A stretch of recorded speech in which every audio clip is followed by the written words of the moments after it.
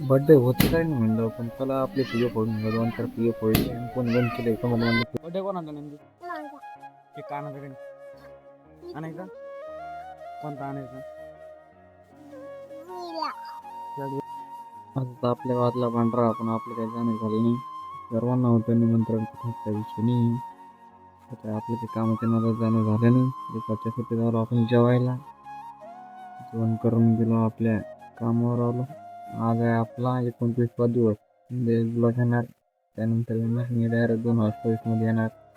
आज कामावून यायला खूप उशीर झाला होता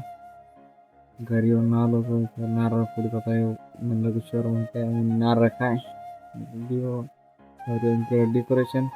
केक पाहायला आलो केक कोणता ऑर्डर मला तुम्ही मग सांगा आणि आम्ही आणला हे केक केक फोडायची मजाच वेगळी बर्थडेची काही म्हणा